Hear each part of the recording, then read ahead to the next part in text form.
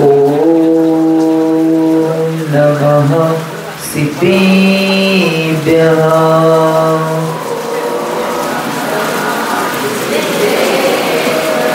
ओम नमः सिद्धेभ्यः।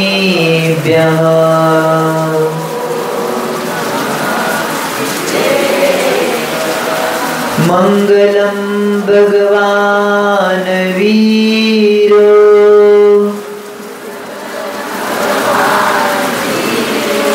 मंगलम गौतमोगनी मंगलम कुंद कुंदाद्यो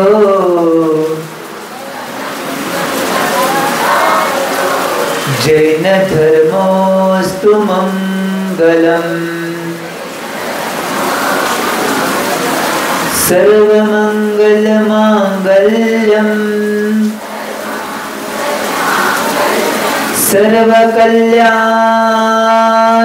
सर्वकल्याणकारकम प्रधानं सर्वधर्माणां जैनं जयतु शासनम् वन्दे शान्ति सागरम् वन्दे विद्यासागरम्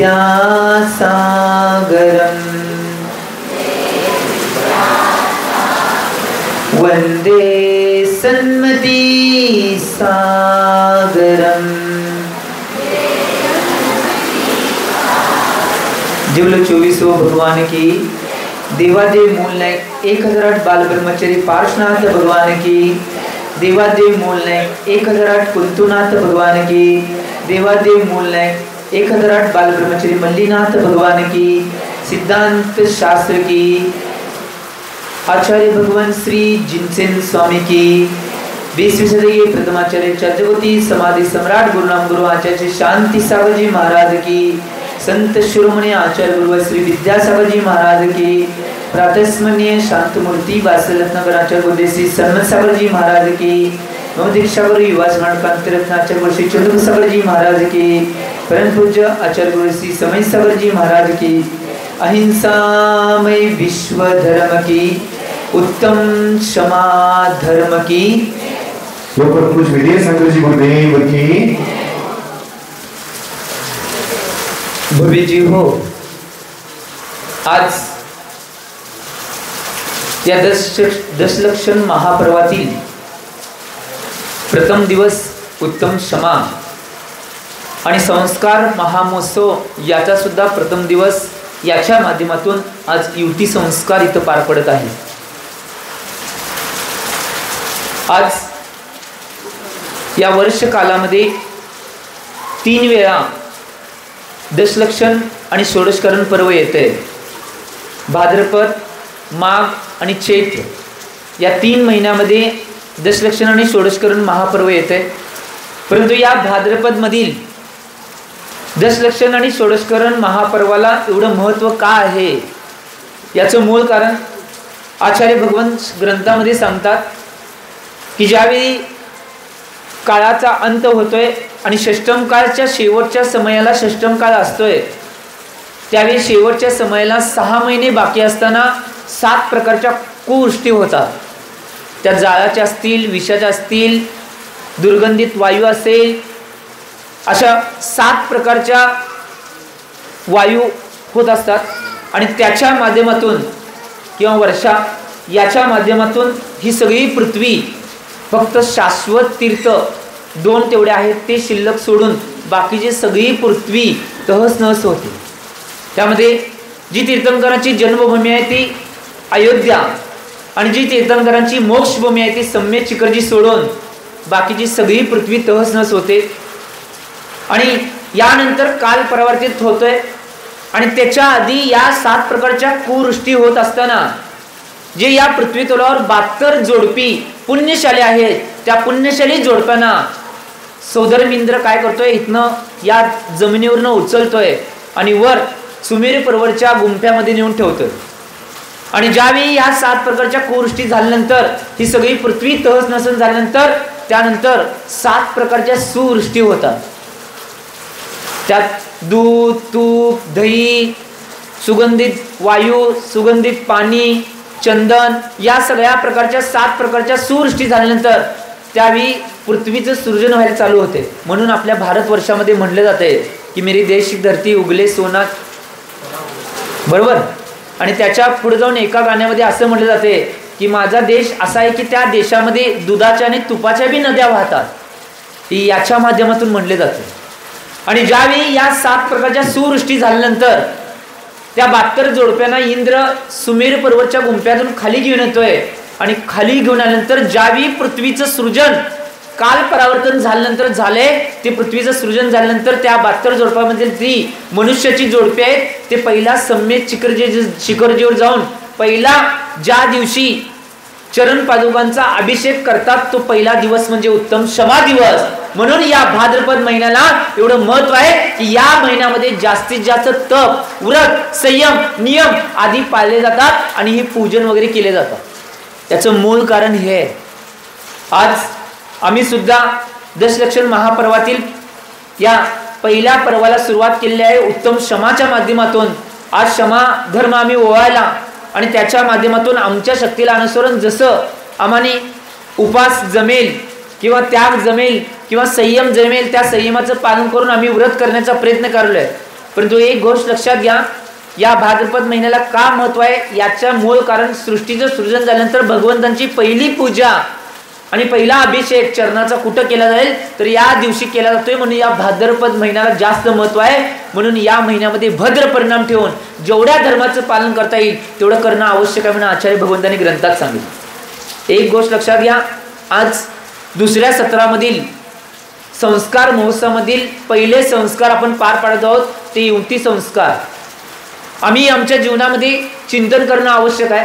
आम्हाला जर काय बनायचं असेल, आज युवक आणि युवती हे 2 जे पात्र आहेत ते समाजापासून वेगळ्या ठिकाणी भरकटत चाललेले आहेत. याचं मूळ कारण काय असेल, आता जी मोबाईलची परिस्थिती असेल, इंटरनेटची परिस्थिती असेल, त्याचबरोबर टीव्हीची परिस्थिती असेल, त्याचबरोबर खाण्याच्या गोष्टीच्या माध्यमातून आमची ही पिढी आहे ती बाजूला चाललेली आहे. आणि या पिढीला जर आमच्या धर्मामध्ये परत स्थिर करण्यासाठी आज संस्कारांची आवश्यकता आहे. आज संस्कार सगळ्यात आवश्यक आणि काळाची गरज बनलेली आहे. कारण की अशा युवक युवतींना परत त्या धर्मामध्ये स्थिर करणं आवश्यक गोष्ट बनलेली आहे.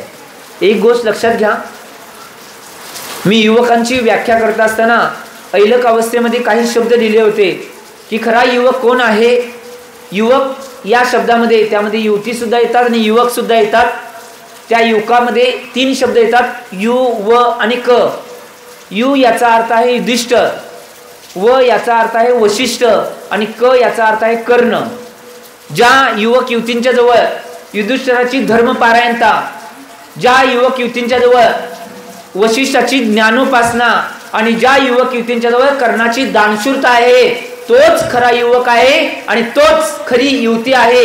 एक गोष्ट लक्षात घ्या, आम्ही या सगळ्या गोष्टींना आमच्या जीवनामध्ये पालन करणं आवश्यक आहे. आज या गोष्टी बरेच जण आपल्याकडं किंवा आपल्या स्वतःवर या संस्काराच्या माध्यमातून त्याला बघणं. आज पहिला माझं तर मत आहे या युवतींच्यावर पहिला संस्कार करायच्या आधी त्यांच्या आई वडिलांच्यावर करायला पाहिजे. आम्ही युवतींच्यावर युवकांच्यावर संस्कार करतोय परंतु ते संस्कार मोडण्याचं काम त्यांचे पालक करतात. आज बरेच असे मुलं किनीमध्ये सुद्धा आहे की त्यांची बरेच व्रत बरेच संस्कार घेण्याची इच्छा आहे परंतु त्यांचे आई वडील त्या संस्कारामध्ये बाधा येतात. एक गोष्ट लक्षात घ्या, आचार्य भगवान कुंद स्वामीजी नीतिशास्त्रामध्ये स्पष्ट रूपात सांगतात, जे आई वडील आपल्या मुलांना धर्माचे संस्कार देऊ शकत नाही ते आई वडील नसून त्यांचे हत्यारे आहेत. ही गोष्ट लक्षात घ्या. मी म्हटलं नाही, आचार्य भगवान कुंद स्वामीजीने नीतिशास्त्रामध्ये म्हटलेलं आहे. आम्ही आमच्या युवकांना शिक्षण कमी दिले तर चालेल, आम्ही आमच्या युवक युवतींना पैसा धन संपत्ती वैभव ऐशोआराम कमी दिला तर चालेल, परंतु आम्ही आमच्या युवक युवतींना सगळ्यात जास्त धर्माचे संस्कार आणि धर्माची शिदा किंवा धर्माची शिदोरी त्यांना देणं आवश्यक आहे. ही काळाची गरज बनत चाललेली आहे. आज तुम्हाला माहित नसेल एवढी भयान परिस्थिती बनायला लागल्या.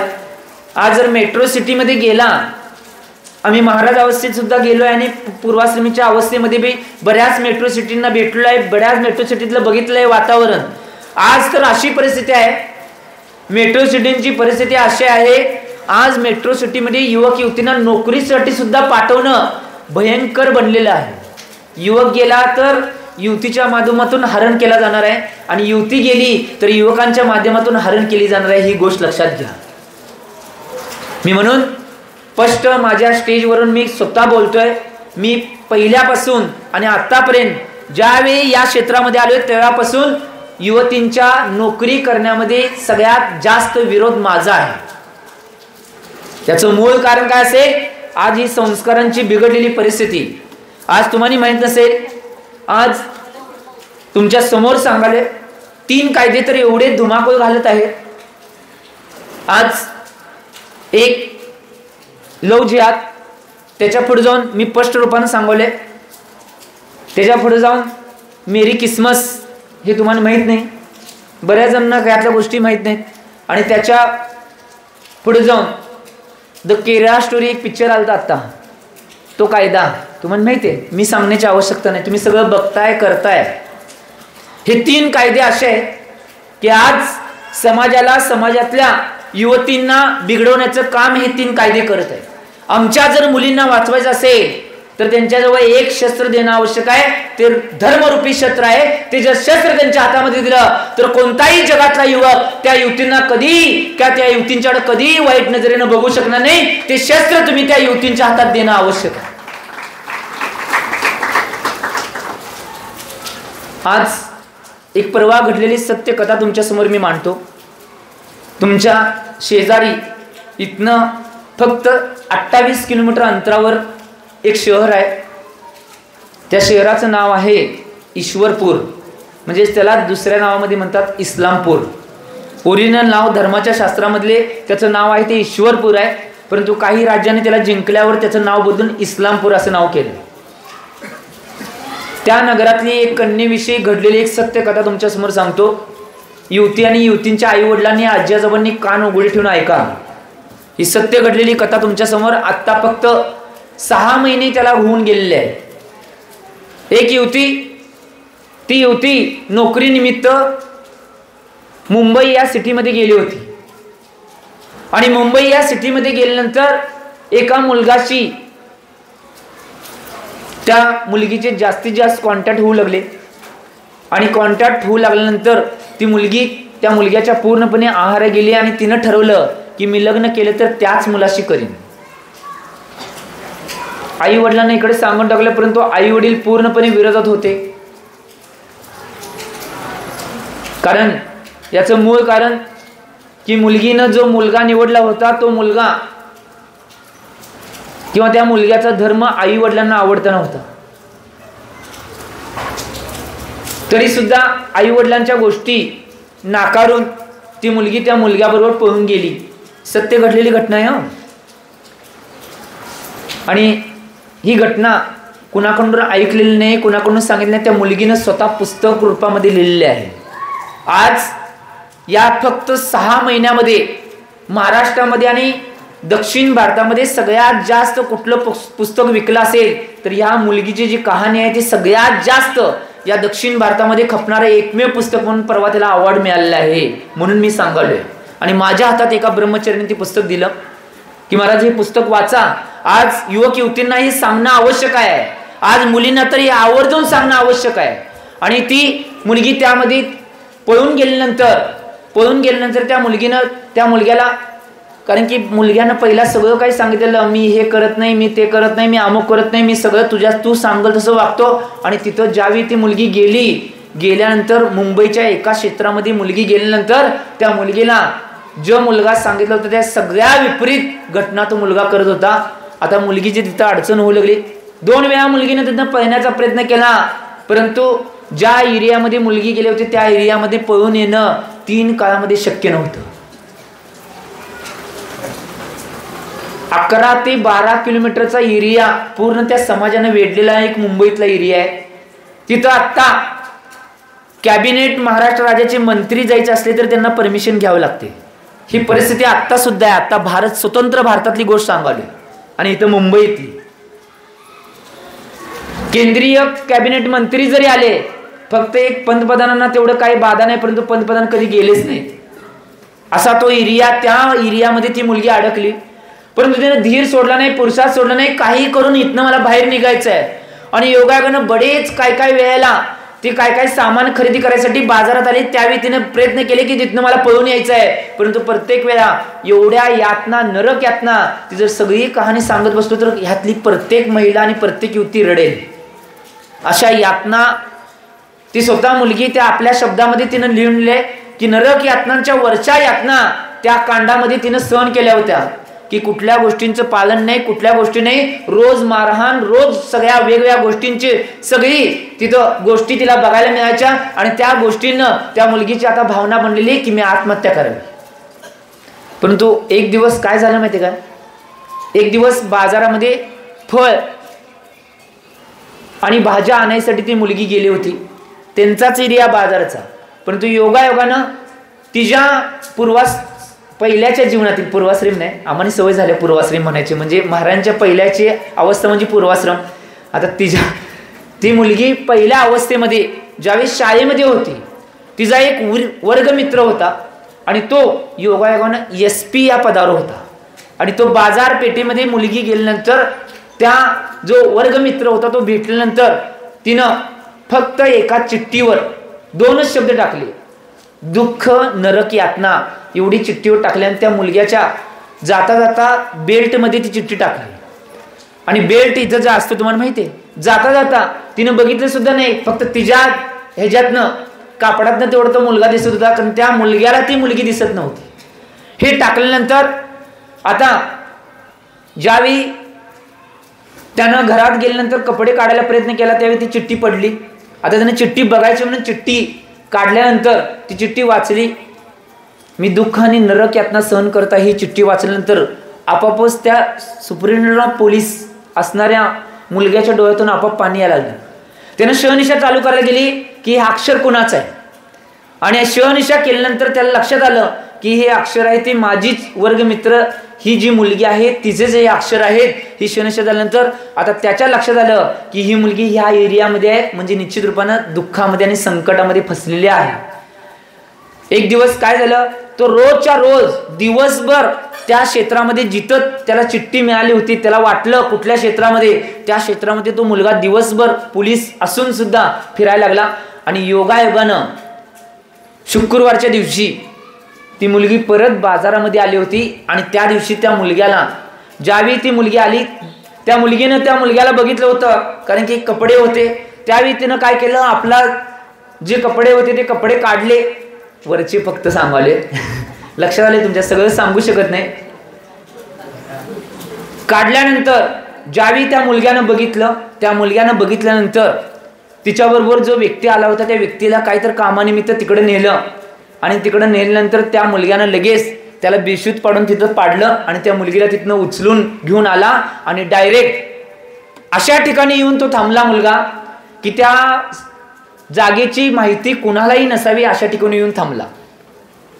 परंतु सुप्रिटेंडंट पोलीस म्हणजे SP असून सुद्धा त्या मुलगीला त्यातून बाहेर काढायसाठी 3 वर्ष गेली. किती? 3 वर्षपर्यंत परत त्या मुलगीचा शोध चालू होता. परत आणि गोष्टी बऱ्याच वेळा जवळजवळ माझ्या मते त्या मुलगीने लिहिलं होतं 70 ते 80 वेळा त्या मुलगीची जागा बदलावी लागली. आणि त्या मुलगीला जे काही मुलगीवर हॅम्बरिंग केलं होतं ते काढण्यासाठी करेक्ट 9 महिने लागले. वेगवेगळ्या प्रकारचे पोलीस यंत्रणा, वेगवेगळ्या प्रकारचे मानसोपचार तज्ञ, वेगवेगळ्या प्रकारचे डॉक्टर्स याच्या माध्यमातून आणि वेगवेगळ्या प्रकारचे मंत्रतंत्र करणारे जे सगळे होते त्यांच्या माध्यमातून त्या मुलगीला त्यातून बाहेर काढण्यासाठी 9 महिने कालावधी गेला. आणि त्यातनी ती मुलगी बाहेर ज्या दिवशी निघली त्या दिवशी जोरात बेशुद्ध पडली. आणि बेशुद्ध पडल्यानंतर त्या मुलग्याने तिला सावरलं. आणि अशी परिस्थिती आता होती, ती मुलगी त्यातनं बाहेर निघलेली आहे, परंतु त्या सगळ्यांचा अजून सुद्धा त्रास एवढा त्या मुलगीला आणि त्या पोलिसांना होत होता, त्याच्यावर एकच आता दोनच उपाय आहेत. एक तर मुलगी आहे, त्या मुलगीला यातून बाहेर काढायचं तर एकच आहे, त्या मुलगीनं या जगाला विराम द्यायचा, एक पर्याय. दुसरा पर्याय असेल तर त्या मुलग्यानं त्या मुलगीशी लग्न करायचं, हाच पर्याय होता. आणि तो पूर्वाश्रमीचा वर्गमित्र असणार, त्याचं सुद्धा लग्न झालं नव्हतं. त्या मुलगीला बाहेर काढण्यासाठी त्या जिल्हा पोलीस प्रमुखनं त्या मुलगीशी लग्न केलं आणि ती मुलगी त्यातून सुखरूप बाहेर पडली. आणि तिनं एक पुस्तक लिहिलेलं आहे, जवळजवळ माझ्या मते 80 पानाचं पुस्तक आहे. हे नुसतं मी साधारण गोष्ट सांगितली. आज मी आई वडिलांना आणि मुलींना एवढंच सांगतोय की आम्ही अशा कोणत्याही भूलतापांच्या मध्ये कधीही बळी पडता कामा नये, अशी व्यवस्था आमच्या अंतरंगात तुम्ही बांधून घ्या. की काही झालं तरी कोणी कुठल्याही भूलतापांना, कुठल्याही आमिषांना आणि कुठल्याही नुसता रंगरूपाला देखून किंवा बघून कधीही आम्ही कुठल्या इकडच्या तिकडच्या गोष्टीवर विश्वास ठेवणं ही सगळ्यात मोठी तुमच्या जीवनातील चूक असेल, ही गोष्ट लक्षात घ्या. चांगले संस्कार असले तर मी तुम्हाला कायम उदाहरण सांगतो, ते मला माहिती आहे. चांगले संस्कार जर धर्माचे संस्कार असेल तर मुलगी कधीही कुठल्याही असल्या भूलतापांना बळी पडणार नाही, कुठल्याही असल्या गोष्टीमध्ये जाणार नाही. ती स्वतःचं संरक्षण आणि स्वतःचं रक्षण स्वतः करू शकेल. मी एक उदाहरण सांगतोय नवज्योतचं. तुम्हाला माहित असेल अब्दुल्लाचा नवज्योत नावाचा मुलगा आहे, नवज्योत मखदूम. तो हे उदाहरण कायम सांगायचा. त्याचं उदाहरण आहे, तुम्हाला सांगायले की एक मुलगी आणि एक मुलगा कॉलेजमध्ये होता. आठवते का बघा? आठवते, निम्म सांगितलं आठवते. कॉलेजमध्ये होता आणि त्यावेळी त्या मुलग्यानं काय केलं माहिती काय? रोज डे होता, रोज डे. काय करतात रोज डेला? काय करतात माहितीच बघा सगळ्यांना, हे नीट सांगायला एक बी म्हणलं नाही. एक गोष्ट लक्षात घ्या, पहिला आज युक्ती संस्कार तुमच्यावर झालेले आहेत. पहिला तुम्ही काय करायचं असेल, तुमच्या शाळेतले कॉलेजमधले पहिला डे साजरे करायचे बंद करा. डे हे तुम्हाला की नाही माणसाला माणसापासून तोडणार आहे आणि भारतीय संस्कृतीतले जे सण आहे ते माणसाला माणसाशी जोडणार आहेत. तुम्हाला तोडणार पाहिजे. काय पाहिजे? काय? कानाला सर्दी झाली हो. जोडणार होय. मग आजपासून तुमच्या मुलींना एक संकल्प तुम्ही सुद्धा घरात द्या, की इथनं संकल्प घेऊन जावा, मी पाश्चात्य संस्कृतीचे कुठलेही डे साजरे करणार नाही. आमचे वर्षाचे दिवस 365 आणि डे 455 आहेत. काय करायचं? रोज एक डे आहेच की. काय झालं डे, काय झालं डे, काय झालं day, day day day day ऐकून आता डेड व्हायची पाळी आल्या सगळ्यांच्यावर. एक गोष्ट लक्षात घ्या, अशा कोणत्याही गोष्टींना आम्ही पालन करता कामा नये. भारतीय संस्कृतीचे सण साजरे करा. तुम्हाला माहित नसेल, भारताला तोडण्यासाठी हे सगळे डे भारतात आणले गेले होते. भारताला तोडण्याकरता इंग्लिश भारतामध्ये आणलं गेलं. भारताला तोडण्याकरता जे इंग्रजीचं शिक्षण आहे ते भारतात आणलं गेलं. भारताला तोडण्याकरता गुरुकुल बंद पाडले गेले. भारताला तोडण्याकरता संस्कार आणि संस्कृतींना तोडले गेलं. भारताला तोडण्याकरता एकत्र परिवार तोडले गेले आणि भारताला तोडण्याकरता काय सांगले, सभ्यता ही तोडली गेली. ह्याचं कारस्थान कोण करणारा असेल तर तो लॉर्ड मेकेले आहे. कोण? एलिझाबेथ राणीचा द्वितीय पीए. एलिझाबेथ राणीनं 8 ते 9 वेळा भारतावर स्वारी केली होती, जी इंग्लंडची राणी होती, परंतु भारताला जिंकू शकली नव्हती. म्हणून तिनं तिच्या पीएला इथं पाठवलं भारतात, की भारताला मला तोडायचं आहे, काय करता येईल. त्यानं 2 वर्ष गल्ली बोळातनं तो भारतात फिरत होता. त्या 2 वर्षामध्ये भारतात त्याला एक भिकारी दिसला नाही. भारतात त्याला एक व्यक्ती दुःखी कधी दिसला नाही. आणि भारतात त्याला शिक्षण पद्धती, संस्कृती, संस्कार या सगळ्या गोष्टी एवढ्या सुंदर सुंदर दिसल्या.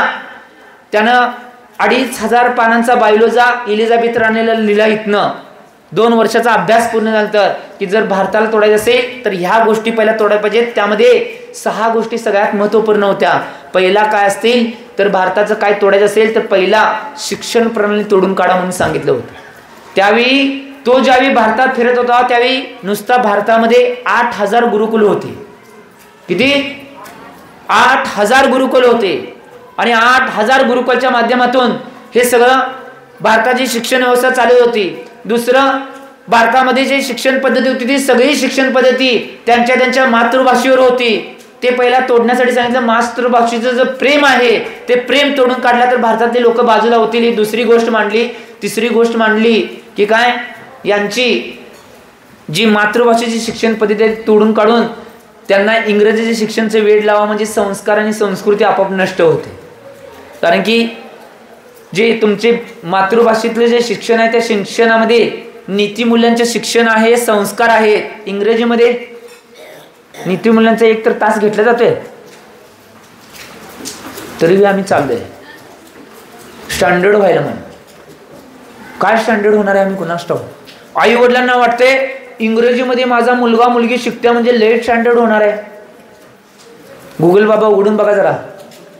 गुगल बाबा मोबाईल वापरायच नाही तरी बी सांगवले, गुगल बाबा उघडून बघा की आजपर्यंत जगामध्ये जे सगळ्यात महत्त्वाचे वैज्ञानिक तत्व व्यक्ती, उद्योजक, क्रिकेटर सगळे झालेत ते सगळ्यात जास्त शिकलेले आहेत का न शिकलेले आहेत.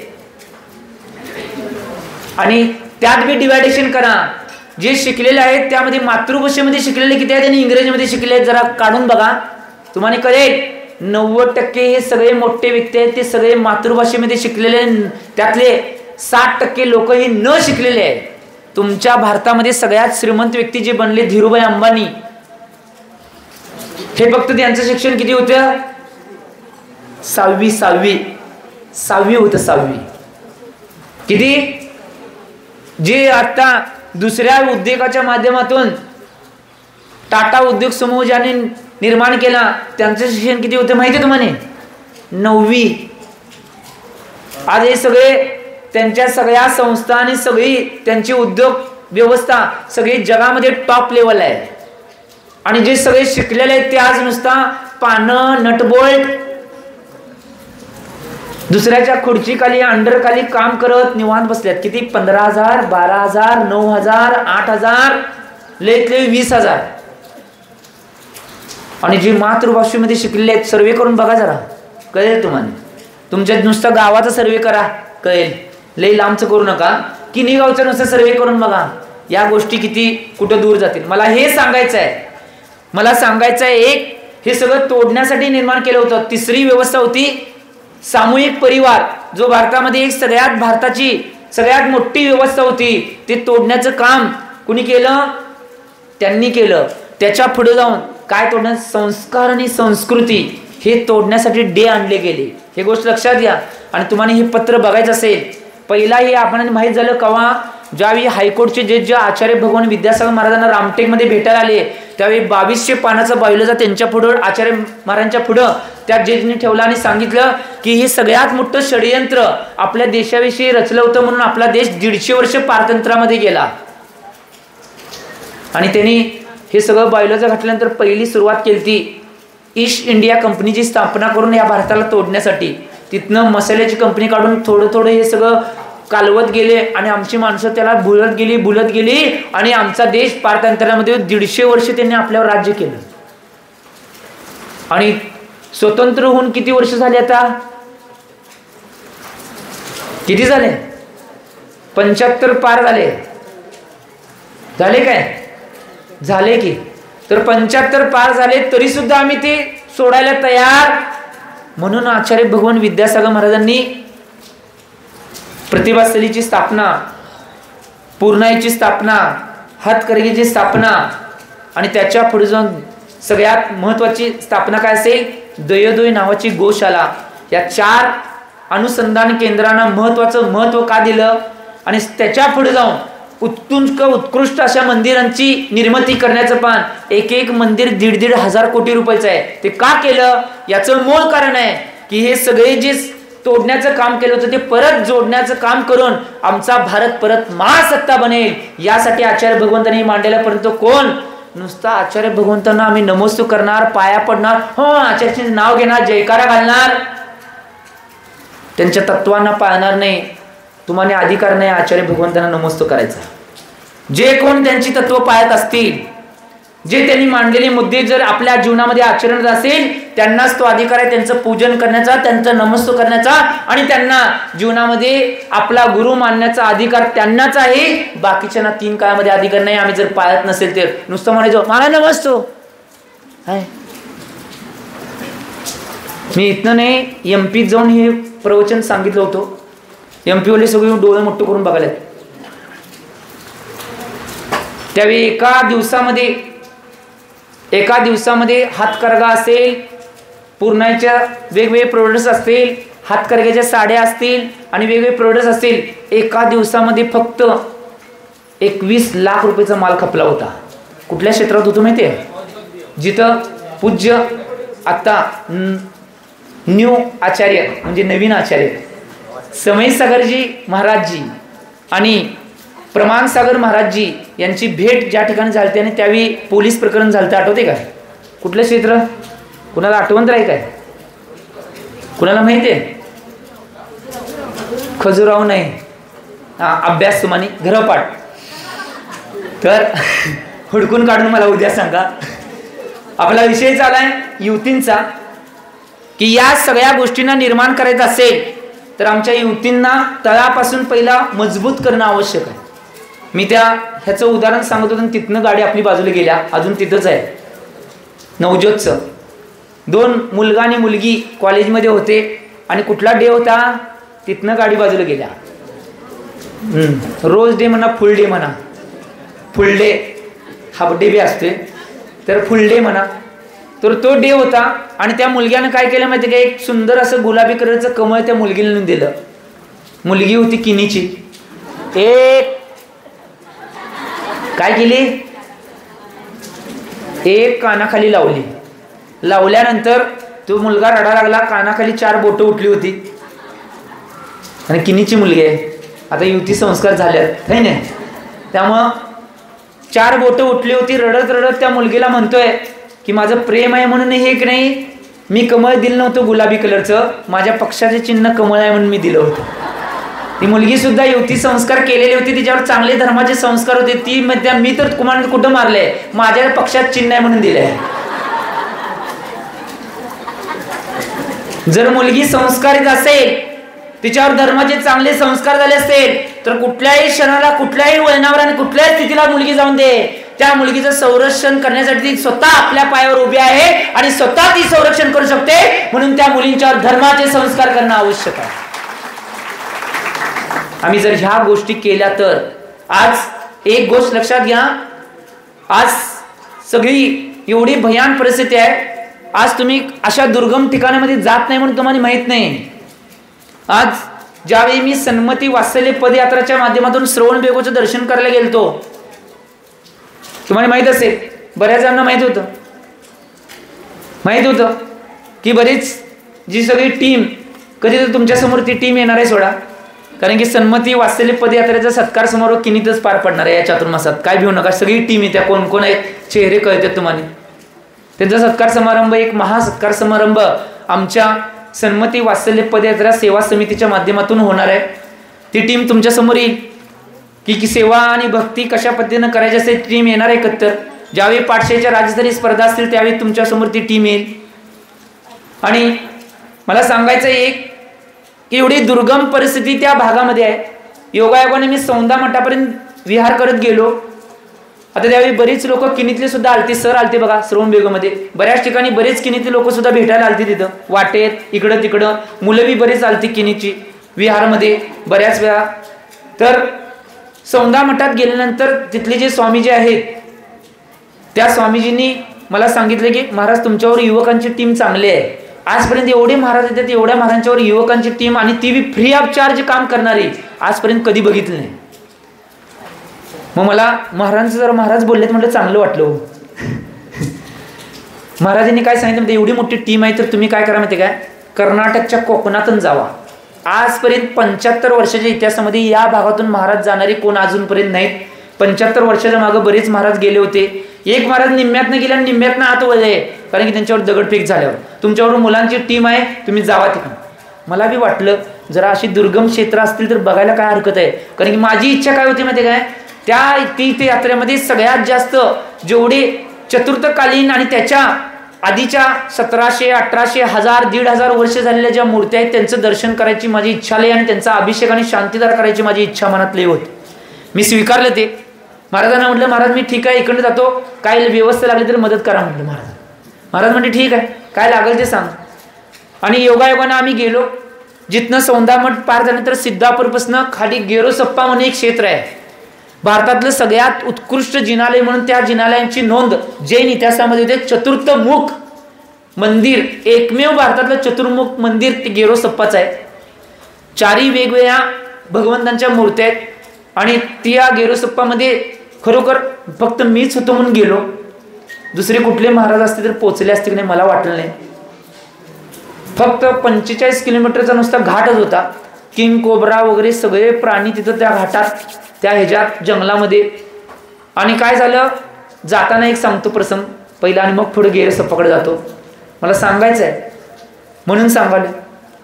जाताना 10 किलोमीटर पहिला त्या घाटात व्यवस्था केली. त्याने दुसऱ्या दिवशी चालून 15 किलोमीटर जायचं आणि तिसऱ्या दिवशी आहारा 10 किलोमीटर अशी व्यवस्था पोरांनी निर्माण केली.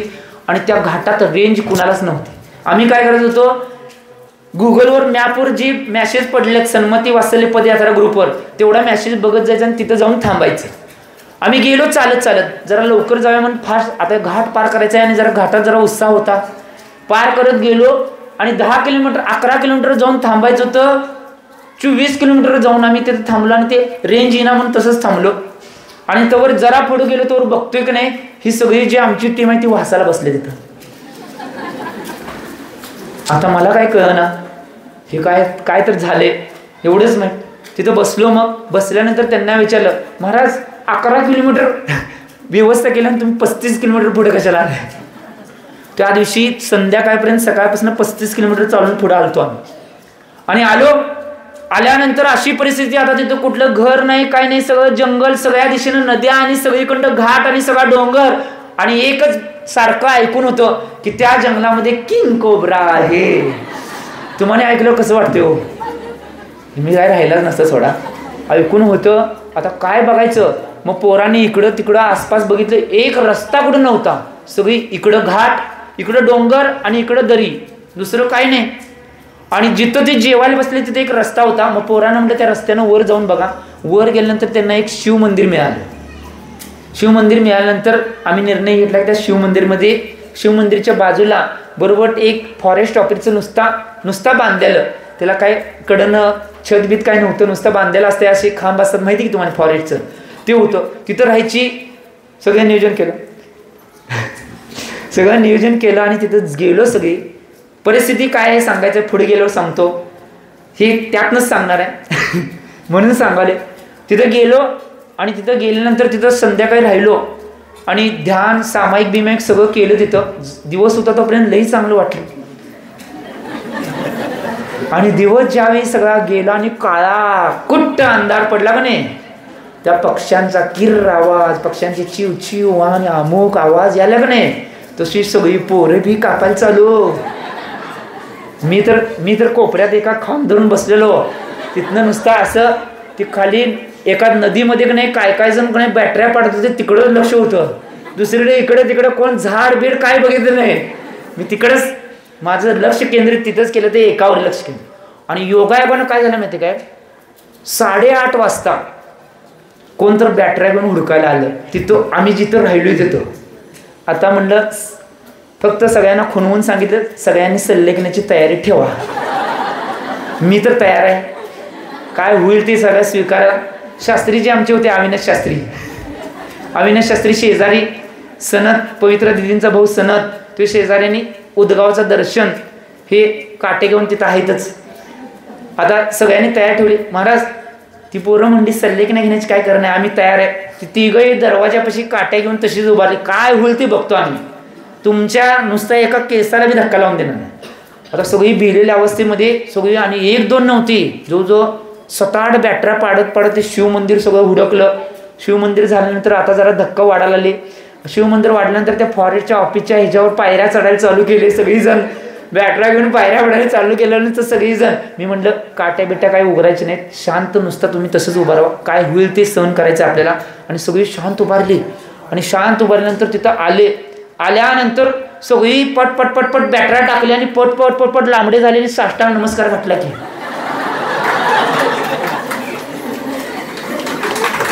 काय वाजवायचे काय, अजून पुढे आहे, थांबा, अजून झालंच नाही. आणि साष्टांग नमस्कार घातला आणि पहिला जरा छातीत दुखदुख झाली. आता साष्टांग नमस्कार म्हणजे आशीर्वाद लगेच दोन्ही हाताने दिला. पोरांनी विचारलं महाराजांच्याकडे काय आलाय?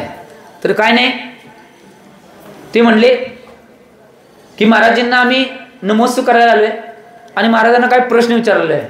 पोरं म्हणली एवढ्या रात्री कशाला प्रश्न विचारायला आला? दिवस नव्हता का सण तिकडं महाराज येणार नाहीत काय कुठं पुढं? तरी बी असून ते म्हणलं. तर त्यांनी सांगितले. मग त्यांना म्हटलं तुम्ही अजय नसून एवढी पाया कसं पडलाय असं शास्त्रीजींनी विचारल्यानंतर त्यांनी सांगितलं आम्हाला की महाराज आम्ही अजय नाही, आम्ही अजय नसलो तरी की नाही आमचे जे पूर्वज आहेत ते सगळे जैन होते. परंतु या भागामध्ये हे सांगण्यासाठी सगळं सांगितलंय. या भागामध्ये कोणी जैन वस्ती जास्त नव्हती, त्यामुळं आमच्या पूर्वजांना कन्वर्ट होऊन दुसऱ्या धर्मामध्ये जावं लागलं. अशी 1-2 घरं नाही तर 150च्या वर घरं असे आहेत की तुमच्या जैन समाजातून या समाजामध्ये कन्वर्ट झालेले अशी 150च्या वर घरं आहे. हे ऐकल्यानंतर मला धक्का बसला. मग त्यांना मी म्हटलं तुमच्या पूर्वजांनी तुम्हाला म्हणजे आई वडिलांनी ते म्हणले ती जी महिला आलती ती महिला म्हणली आता 8:30ला महिला आलती, आता आम्हाला तर काय माहित कोण आहे. त्या महिलांनी तिथनं सांगितलं त्या पुरुषाला की सासू सासऱ्यांनी का पाठवलं म्हणते काय? खरं सांगू, सासू सासऱ्यांनी त्यांना पाठवलं. असे दिगंबर महाराज मिळणं 3 काळात कठीण होतं आणि या भागात मुनी महाराज आले. आम्हाला कोण मार्गदर्शन करणारे मिळले नाहीत म्हणून आम्ही कन्वर्ट झालो. आम्हाला तो धर्म सोडावा लागला. जो अनादि निधन धर्म होता आणि जो उत्कृष्ट धर्म आमच्याजवळ होता तो सोडावा लागला.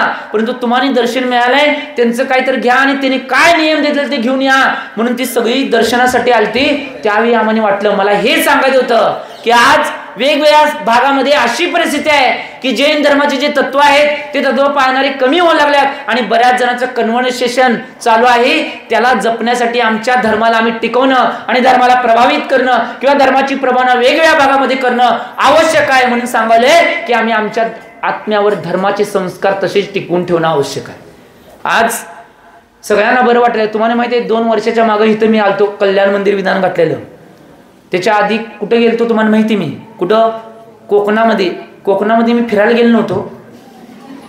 सगळ्यांना बऱ्याच जणांना वाटेल फिरायला गेलो महाराज, फिरायला गेलो नव्हतं. कोकणामध्ये माहित नसेल तुम्हाला 4 घरं वेगळ्या धर्मामध्ये कन्वर्ट होणार होते. त्या घरांना वाचवण्यासाठी तो बेडा खांद्यावर घेऊन मी कोकणामध्ये गेलो होतो. आणि तुम्हाला माहिती आहे 3 घरांना मी वाचवून आलो, 1 घराला वाचवू शकलो नाही. ती खंत माझ्या मनात अजूनपर्यंत राहिलेली आहे. कारण की एक गोष्ट लक्षात घ्या, आज सगळ्या प्रकारची आमिष, सगळ्या प्रकारची साधनं, साम दाम सगळ्या गोष्टीनं धर्माचं कन्व्हर्सेशन करण्याचं काम सगळीकडे चालू आहे. त्याच्यापासून जर वाचायचं असेल तर आज संस्कारांची गरज आहे आणि धर्म संस्कारांची आवश्यकता आज जीवनामध्ये आवश्यक आहे. त्या धर्म संस्कारांना आम्ही आमच्या जीवनामध्ये उतरवणं आवश्यक आहे. म्हणून हा संस्कार महोत्सवामधील युवती संस्काराचा प्रथम कार्यक्रम आजच्या पहिल्या दिवशी का घेतला होता? कारण की युवती जर संस्कारित झाल्या तर 2 घरांना संस्कारित करणार आहे. युवक संस्कारित झाला तर एका घराला संस्कारित करणार आहे. परंतु युवती अशा आहेत त्या जर संस्कारित झाल्या तर आपल्या माहेरला आणि सासरला आणि लग्न केलं नाही तर पूर्ण समाजाला संस्कारित करण्याचं काम त्या युवती करणार आहे. त्यामुळे त्या युवतींच्यावर संस्कार होणं एक काळाची गरज आहे. आज तुम्ही एक गोष्ट लक्षात घ्या, काही बारीक सारीक गोष्टीकडे लक्ष देणं सोडून द्या. महत्वाच्या तुमच्या मुलामुलींच्या संस्काराकडे पहिले लक्ष द्या. आज भविष्यामध्ये ही काळाची गरज बनणार आहे, ही गोष्ट लक्षात घ्या. आज कोणतरी एक महाराज, विदेश सागर महाराज कोणतरी येऊन तुमच्या गावामध्ये सांगून गेलता ही गोष्ट. ज्यावेळी तुम्हाला आठवेल त्यावेळी तुम्हाला वाटेल की महाराजांनी सांगितलं तरी आम्ही ऐकून नाही, परंतु आज आम्हाला हे भोगावं लागलंय. ही गोष्ट लक्षात घ्या. याच्यासाठी सांगवलंय. एक तर क्षेत्र असं आहे, त्या गेरोसप्पाचं दर्शन करून आम्ही खाली गेलो होतो. गेरोसप्पामध्ये कुठले जर वयस्कर महाराज किंवा दुसरे तरुण जरी महाराज असेल तिथं पोहोचले नसते, एवढी भयानक परिस्थिती होती. नुसता 29 किलोमीटर सकाळी आहारसाठी गेरोसप्पामध्ये जायला एवढं सगळं घाट की गाड्यातनं जायला सगळ्यांना भीती वाटत होती. त्या ठिकाणी चालत जाण्याचा प्रवेश, जी माझ्याबरोबर मुलं होती ती मुलं सुद्धा जाताना प्रत्येक समयाला सजग काठी घेऊन असायचे. असा भाग कधी जायला प्रसंग आला तर जाऊन या. गेरोसप्पा बघण्यासारखं. आज देशातले सगळे मोठमोठे जे शेठ आहेत, व्यापारी आहेत, मोठमोठे आमदार खासदार आहेत, तो पिकनिक पॉइंट बघायला म्हणून गेरोसप्पा येतात. आणि आमचं तिथं धरोधर आमच्या आचार्यांनी ती धरोधर राखून ठेवल्या. ते आचार्य कोण? ज्यांनी डंकेच्या चोटवर भारतामध्ये दिगंबरत्वाचा पंचरंगी झेंडा पूर्ण भारतभर फैरवण्याचं काम केलं. जे डंकीच्या चोटवर बोलायचे आणि ज्यांची सिंह गर्जना असायचे ते आचार्य भगवान समर्थभद्र स्वामीजींनी तो गेरेसप्पाचे मंदिर आणि त्या सगळ्या मंदिरांची स्थापना करण्याचं काम त्या आचार्य भगवान समर्थभद्र स्वामींनी केलं होतं. तिथनं खाली गेल्यानंतर भटकल नावाचं एक गाव लागलं. तुम्हाला माहित नसेल, या गावाला मिनी दुबई म्हणतात, की जगामध्ये सगळे ग्रेनाइट आणि बॉम्ब जे जातात ते तिथनं जातात असं म्हणलं जाते. आज तिथं दिगंबर परंपरेचे 18 मंदिर आचार्य भगवान भट्टाकलक देवाने स्थापन केले होते. किती? 18 मंदिर. आज फक्त 2 मंदिरे आहेत. 2 मंदिरातली मूर्ती बनवलेल्या नुसता मंदिर आहे ती पुरातत्व खात्याकडे आहेत आणि बाकीचे सगळी मंदिरं उद्ध्वस्त केलेली आहेत. ते बघण्यासाठी मी गेलो तिथं. परंतु आदल्या दिवशीच कायकेने नावाचं गाव होतं. कायकेनेच्या अलीकडं 4 किलोमीटर फक्त मुर्डेश्वर आहे. मुर्डेश्वर एक प्रसिद्ध हिंदूंचं देवस्थान आहे. मोठी, तुम्हाला माहित असेल, एक मोठी मूर्ती आहे आणि तिथं समुद्र किनारा आहे. तिथं पिकनिक पॉईंट म्हणून विदेशी सुद्धा येतात. त्या कायकेनीमध्ये होतं. कायकेनी एक अशी परिस्थिती, सगळेजण जे आमच्याबरोबर बिहारला आले होते त्यांना का नाही ते मुर्डेश्वर आणि तिथं बघायलासाठी की नाही पाठवून दिलं. आता एवढ्या लांब कोणाला यायला मिळतंय? आता आल्यात महाराजांच्यावर चालत तर जाऊन येऊन देत की बघून, म्हणजे समुद्र किनारा. हो, तुम्हाला काय वाटलं? तर जाऊन येऊन देत म्हणून पाठवलं होतं. आणि तोवर तिथले पंडितांसंग मी चर्चा करत बसलेले की इथली परिस्थिती काय आहे म्हणून. तर पंडितांनी सांगितलं की महाराज, उद्या तुम्ही ज्या गावात जाणार आहे तसंच जाऊ नका, सिक्युरिटी घेऊन जावा. ते गाव सगळं पहिला जैन धर्मीय होतं, परंतु सगळं पहिला विदेशातले लोक नावाच्या माध्यमातून तिथे येत होते आणि त्यांच्यावर हमला करत होते. तर ते सगळं गाव कन्वर्ट झालेलं आहे. कुठल्या समाजामध्ये? मुस्लिम समाजामध्ये. तर सगळी त्यातले बरेच आजी आजोबा आज सुद्धा वासा करतात, कांदा लसूण सुद्धा खात नाही. मांसाहार तर करणं लांबच आहे. परंतु त्यांची मुलं आहेत त्याच धर्तीवरला ज्यांना मुंबईमध्ये बॉम्बस्फोट केला तो कसाब त्याच धर्तीवरला तिथलाच आहे. त्याचा जन्म तिथलाच आहे. एक नाही, अफजल गुरु तो बी तिथलाच आहे. असे बरेच 1-2 नावं मी नुसतं सांगितले मोठी. मला बी माहीत नव्हतं. त्या पंडितांनी सांगितलं की हे सगळे तिथले आहेत. म्हटलं पहिला आता तुम्हाला माहिती काय होणार. मग मी ठरवलं आता काय करायचं, सिक्युरिटी घ्यायला पाहिजे. मुलं म्हटली काय भ्यायची करणे, आम्ही एवढी जण आहे, 15 जण आणि तुम्हाला काय कोण करतंय. आता मुलांचं कशाला ऐकायचं म्हणून का नाही शेवटीला एक योगायोगानं पहिल्याची पूर्वाश्रमीमध्ये ज्यांचे एका पोलिसांचं काम केलं होतं, जिनेंद्र खनगावी नावाचे बेळगावचे एक DYSP होते आणि त्यांचं बंदलीचं काम पूर्वाश्रमीमध्ये होतं. त्यावेळी सन्मत सागरांनी सांगितलं होतं आणि ते केलं होतं त्यांचं. आणि ते आत्ता SP झाले आणि ते बेंगलोरच्या मेन पोलीस मुख्यालयाला SP म्हणून आहेत. त्यांना फोन लावला आणि अशी परिस्थिती आणि काहीतरी करायला पाहिजे. त्यावेळी त्यांनी सांगितलं तुम्ही काय घेऊ नका, लोकेशन आणि तुमच्या एका मुलग्याचं नाव, मग शास्त्रीचं नाव आणि तिथं नंबर दिला गेला आणि तिथं त्यांनी Z+ सुरक्षा दिली. आणि खरोखर Z+ सुरक्षा म्हणून गेलो म्हणून बरं. ज्यावेळी त्या गावात गेलो, गावात गेल्यानंतर इकडचा पूर्ण रस्ता, एका साईडचा रस्ता सगळी मुलं आणि इकडचा रस्ता सगळी मुली. पूर्ण महाराज ज्यावेळी प्रवेश करतील त्यावेळी सगळे अखंड रस्ते सगळे इकडच्या मुलांनी आणि इकडच्या मुलींनी सगळे भरलेले असायचे. परंतु पोलिसांनी एवढा बंदोबस्त, ज्या रस्त्याला महाराज जातील तो रस्ता बंद.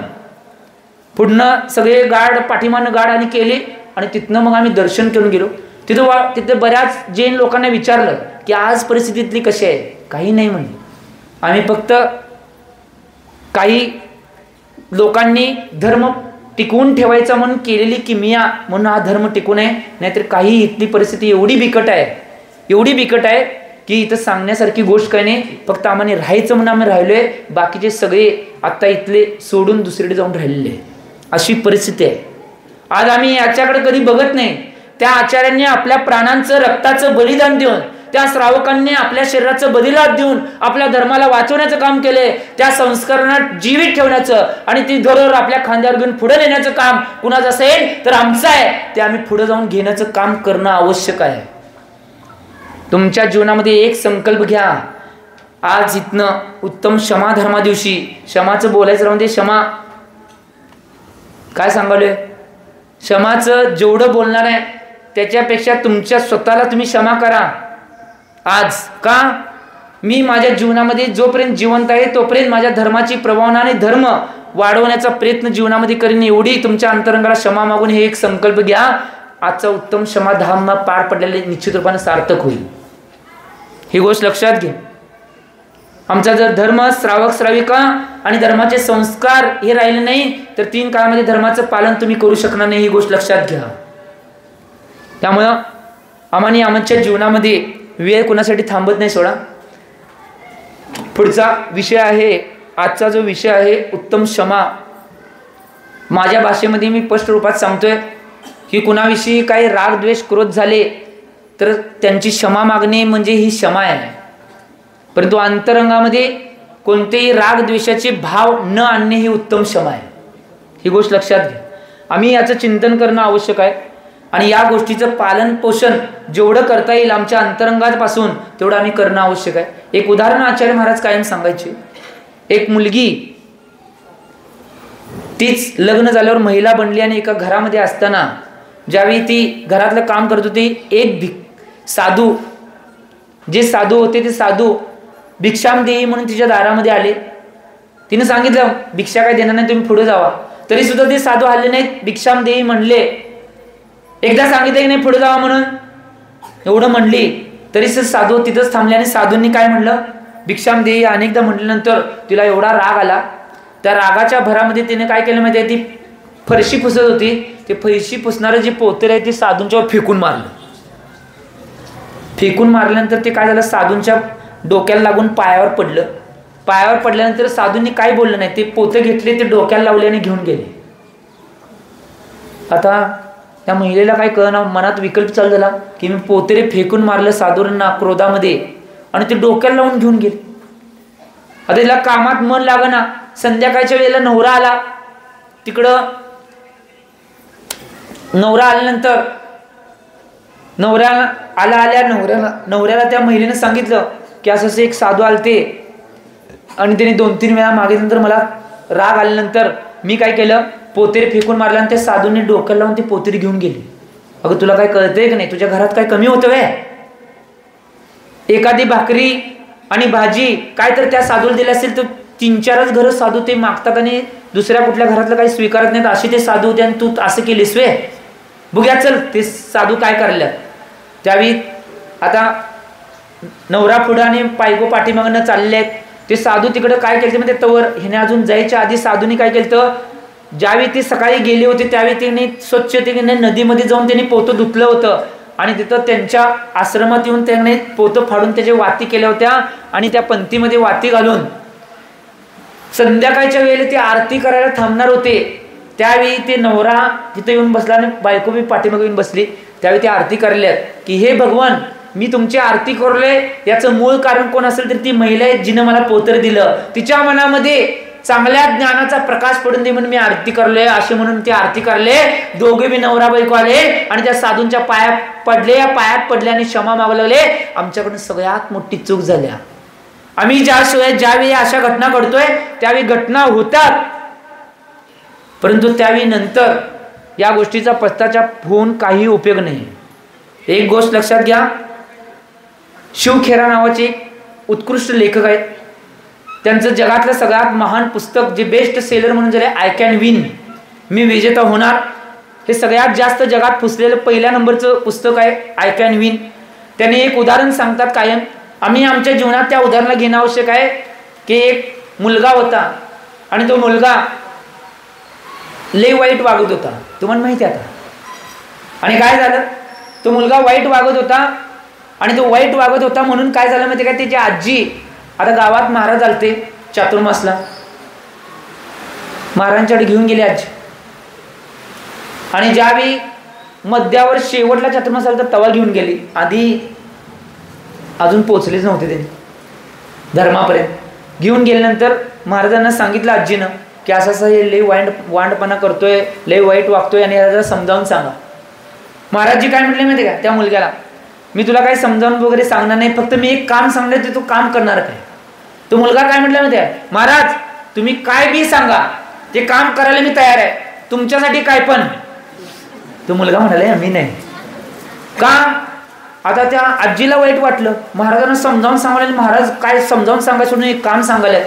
तो मुलगा काय म्हटला माहिती काय, तुमच्यासाठी मी काय पण करणार. का, याचं मूळ कारण आजीनं मला नाही समजावून सांगायला, तर तुम्ही मला एक काम सांगायला आहे, तुम्ही मला समजावून सांगितलं मी तुमच्यासाठी काय बी करणार, काय बी सांगा मी करतो. त्यावेळी महाराजांनी काय काम सांगितलं माहिती आहे काय? महाराज म्हणले बघ आजपासून काय करायचं माहिती आहे काय, ज्यावेळी तू वाईट वागशील त्यावेळी तुझ्या घरामध्ये एक लाकडाचा खांब आहे की नाही, त्याला वाईट वागल्यानंतर एक मोळा मारायचा आणि ज्यावेळी चांगलं काम करशील त्यावेळी एक मोळा काढायचा. करणार हे काम? सोपं आहे म्हणलं महाराज, तुमच्यासाठी काय पण करतो म्हणलं. तुम्ही काय सांगशील इथनं उडी टाका म्हटलं तर उडी टाकतो, परंतु तुमच्यासाठी मी सगळं करणार, कारण की मला तुम्ही वाईट सवयी सोडू नका म्हणून सांगितलं नाही, म्हणून तुमच्यासाठी मी काय पण करणार. ठीक आहे म्हटलं. नियम घेतला त्यानं, नियम घेतला आणि गेला. आजी जरा महाराजांच्या नावानं कळलं तुम्हाला काय करत होती, आणि कशाला नेले आणि महाराजांनी काय दुसरं सांगितलं. गेला घरात. तो घरात गेल्यानंतर तो एवढा वांड होता, नटकट होता मुलगा. 6 दिवसामध्ये सगळा खांब भरला आणि 7व्या दिवशी काय चुकीचं काम केलं माहिती काय, मुलगीच्या शाळेमध्ये बेंच लागणे चिंगम लावल्याने तिच्या केसाला लागल्यामुळे ते केस कापायला लागली मुलगीची. तिचे आई वडील घरात येऊन बसलेले, परंतु ह्यो काय नाही, एक मोळा घेऊन हातोडा घेऊन चाललाय कुठं, महाराजांसाठी काय पण मोळा मारायला पाहिजे. ह्यो चाललाय तिकडं, भांडणं घरात चालू आहे, मुलगीचे आई वडील आल्यात घरात, तिकडे चालू आहे, ह्यो हातोडा आणि मोळा घेऊन चाललाय. आता गेला खांबापाशी आणि खांबापाशी जाऊन बघतोय. खांबापाशी बघितला तर खांबामध्ये एक बी जागा आता शिल्लक नाही मोळा मारायला. त्यावेळी त्याला कळलं की मी किती दिवसात किती वाईट वागलोय बघा. महाराजांनी सांगितलं चांगलं काम वाईट काम केले की मोळा मारायचं, चांगलं काम केले की मोळा काढायचं. मी 6 दिवसात सगळा खांब भरला, परंतु मोळा मारायला आता जागा नाही. ते मोळा बी हातातनं खाली पडला, हातोडा बी हातातनं खाली पडला. आता मनात संकल्प बांधला मी आजपासून चांगलं वागणार आणि लवकरात लवकर खांब मोकळा करणार. लगेच तिथनं आला. ते जे मुलगीचे आई वडील ते त्यांच्या पाया पडला, जय जिनेन जय जिनेन जय जिनेन. आता गावातल्यांना काही कळना, कधी कुणाकडे जय जिन नाही बघायचं सोडा. आज सगळ्यांना जय जिन वहीनं करलंय की मंदिरला तांदूळ घेऊन अभिषेकला सकाळी लवकर लोपी वळायला आला. सांगाले हो त्या मुलग्यात सांगाले, तुमचं सांगाल नाही. सगळं करायला लागला. आता सगळं काय कर 3 दिवसामध्ये सगळा खांब रिकामा झाला. आणि रिकाम झाल्यावर एक चांगलं काम केलं, एका मुलगीला वाचवला होता नदीत बुडताना. आता अनेक मोळा काढायचा होता, बघतोय फिरून मोळा कुठे शिल्लक आहे, सगळे काढला. आता ते बघितला तो मोळा, ते हातोडा खाली पडला आणि जोर जरा तिथं बसून आता रडायला चालू केला. सगळे घरातली वाड्यात जवळचा मोठा वाडा होता, वाड्यातली सगळी गोळा झाली. काय झालं काय झालं काय झालं म्हणून, काय नाही आजीला बोलवा आजीला बोलवा म्हणून रडायला लागला. की आता आजीचं काय काम आहे म्हणून रडायला. तर आजीला बोलवून आणलं. आजीला बोलवून आणल्यानंतर पहिला आजीला काय म्हटलं माहिती काय, मला त्या महाराजांच्याकडे घेऊन जा, विद्यासागरांच्याकडे. सांगाले हो तर चातुर्मास झालं, मीच चातुर्मासला की. तर आता आजी बी श्रीमंत घरातली होती, गाडी ड्रायव्हरला काढायला सांगितली. आता अरे महाराज आहारला उठले असतील, काय नाही मला त्या महाराजांच्याकडे घेऊन चल, रडत रडत सांगायलाय. आजीनं घेऊन गेली. घेऊन गेल्यानंतर महाराजांच्याकडे ज्यावेळी आले, महाराजांच्याकडे आल्यानंतर महाराजांच्याकडे बी रडत रडत नमस्तो नमस नमस नमस असं हो सांगाले हो. रडत रडत नमस्कार केला. महाराज म्हणते काय झालंय, रडायला काय झालंय. त्यावेळी महाराजांना म्हणतोय, महाराज तुम्ही काम सांगितलेलं मी ऐकले, मग रडायला काय झालंय तुला. त्यावेळी तो म्हणतोय की महाराज तुम्ही मला काम सांगितलं होतं की वाईट काम केलं की एक मोळा मारायचा आणि चांगलं काम केलं की मोळा काढायचा. मी वाईट काम करून 6 दिवसामध्ये खांब भरला, चांगलं काम करून 3 दिवसामध्ये खांब रिकामा केला, मग रडायला काय झालंय. परंतु मी वाईट कामाच्या माध्यमातून 6 दिवसात खांब भरला होता, चांगल्या कामाच्या माध्यमातून 3 दिवसात खांब रिकामा केला, परंतु वाईट कामाच्या माध्यमातून जी खांबाला होल पडलेले आहे ते होल मात्र मी मिळवू शकत नाही म्हणून मी रडायला लागलोय. जर दुसऱ्याच्या मनाला दुसऱ्याच्या जीवाला जर आघात आम्ही पोहोचवला, बाकीचं क्षमा भीमा मागून सगळं करू शकताय, परंतु ते होल मात्र भरून काढू शकत. आजचा दिवस तेच आहे. आम्ही याचं चिंतन करणं आवश्यक आहे.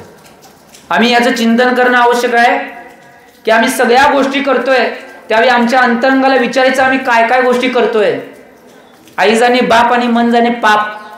आचार्य सन्मतसागर महाराज म्हणायचे की मुलग्याची आईच सांगू शकते त्याचा बाप कोण आहे आणि स्वतःचं मनच सांगू शकते त्याच्या मनामध्ये काय दुःख आहे. ही गोष्ट लक्षात घ्या. आम्ही याचं चिंतन करणं आवश्यक आहे. आज क्षमा धर्म आहे एक, त्याच्या पुढे जाऊन सगळ्यात महत्वाची गोष्ट काय असेल, आम्ही क्षमा धर्मा दिवशी जसं दुपारी सकाळच्या सत्रामध्ये आणि दुपारच्या सत्रामध्ये सुद्धा सांगितलं की क्षमा कुणाची मागायची आहे? मैत्रिणी, पाहुणं, वळकीचे, फ्रेंड सर्कल, मित्र यांची क्षमा क्षमा क्षमा क्षमा क्षमा क्षमा सकाळी बी करलेत की इथं क्षमा क्षमा क्षमा.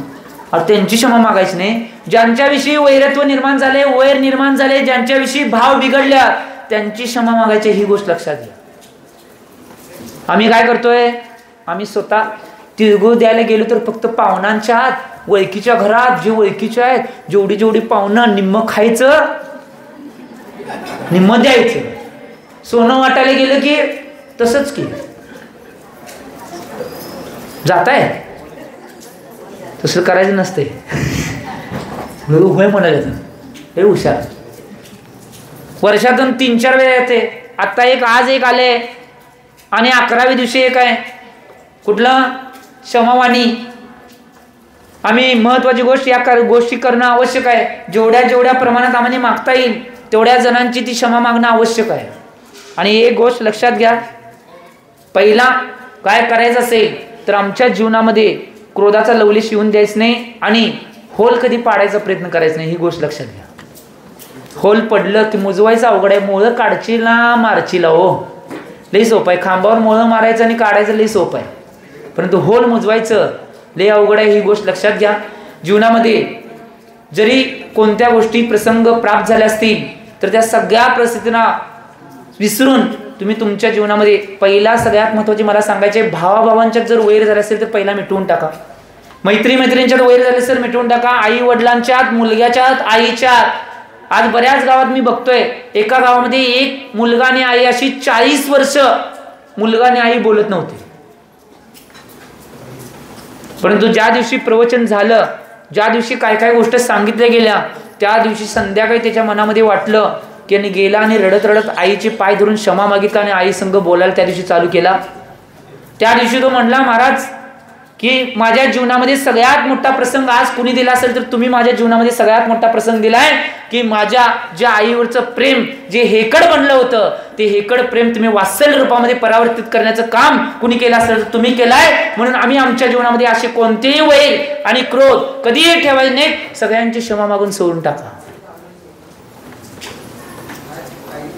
म्हणून आचार्य भगवंतांनी आमच्या प्रतिक्रमामध्ये घातले, खम्मामी सव्व जीवानाम सव्वे जीवा खम्मुत्ते मे मेत्तिमे सव्वदेसु वैर म्हणजे केनवे.